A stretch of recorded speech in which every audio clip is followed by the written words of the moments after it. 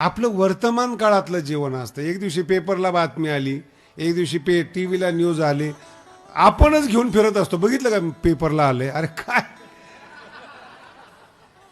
काय आहे?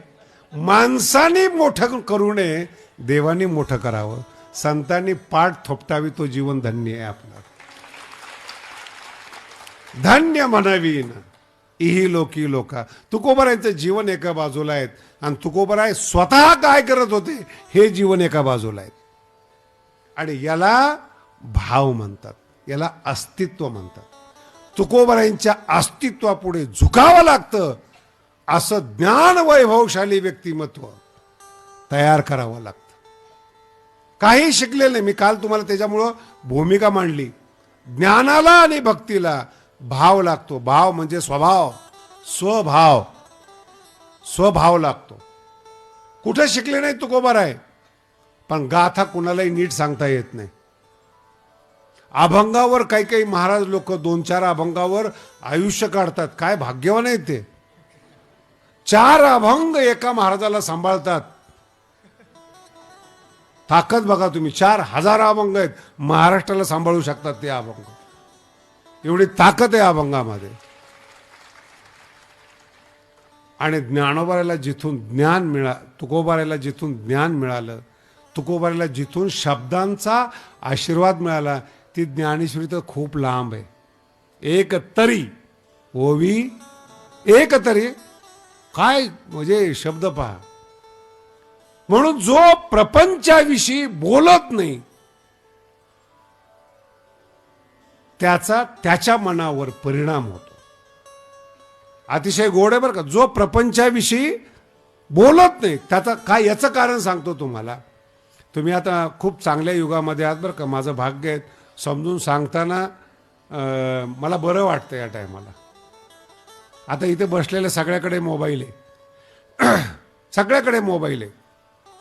लहान असेल, मोठा असेल, चांगला असेल, भारी असेल, कसाही असेल, प्रत्येक मोबाईलला कॅपॅसिटी आहे.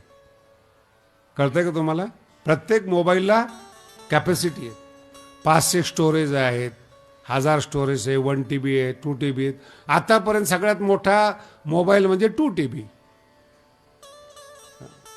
2000 GB स्टोरेज आहेत. कळतंय तुम्हाला? स्टोरेज तुमचं आमचं हे स्टोरेज आहे. आपलं डोकं म्हणजे आपलं काय स्टोरेज आहेत. आता हे स्टोरेज जर प्रपंचाने भरलं तर ज्ञानेश्वरीला जागाच नाही, हरिपाठाला जागाच नाही. फॉर्मेट करा, सगळ्या जीबी डोक्यातून उडवून टाका. मौन प्रपंचाचे डोकं मोकळं झालं ना, येऊनी गोपाळ राहे तेथे. देवाने तुमच्या हृदयात यावं याच्याकरता हृदय मोकळं तरी करा ना. प्रपंचाने, विषय वासनेने, कपटाने, मत्सराने, द्वेषाने बजबजलेलं हृदय, घाण झालेलं हृदय, काय देव राहणार आहे तिथं? याच्या पुढे जाऊन सांगतो तुम्हाला. माणसं ज्याला नीट बोलत नाहीत, माणसं ज्याला नीट बोलत नाहीत, देव खरंच त्याच्या बरोबर बोलेल का? माणसाला जो आवडत नाही, देवाला कसा आवडणार? चांगलं वागत नाही महाराज. चांगलं वागा. माझा अनुभव आहे. तुम्ही शुद्ध दूध विका, तुमच्या घरात लोक येतात. भेसळ करणारे गावोगावी जाऊन विकावं लागतं, घराघरात जाऊन विकावं लागतं. त्याचा नाईलाज आहे, भेसळ आहे ती. शुद्ध ज्ञान ठेवा. तुम्ही जिथे प्रवचन कराल तिथे लोक येतील. भेसळ ज्ञान ठेवा, लोक जिथे जमतात तिथं प्रवचन करावं लागेल. शुद्धतेत फरक आहे. मॅक्झिमम जास्तीत जास्त डोकं रिकामं ठेवा. डोकं रिकामं ठेवणं म्हणजे मौन प्रपंचाचे, काहीच जाऊ द्यायचं नाही डोक्यामध्ये. हा अनुभव तुकोबारायांनी सांगितलाय. आता मजपासी नका वदो, याला म्हणतात भाव. तुमचं अस्तित्व, तुम्ही, बाकी तुमच्याकडे जे आहेत कडे, ते तुमच्याहून भिन्न आहे. संपत्ती तुमच्याकडे तुमच्याहून भिन्न आहे. ज्ञान आहे तुमच्याहून भिन्न आहेत. म्हणून तुमचं अस्तित्व तुम्ही शोधा.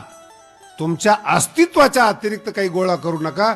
जीबी मोकळ्या पाहिजेत, स्टोरेज मोकळं पाहिजेत.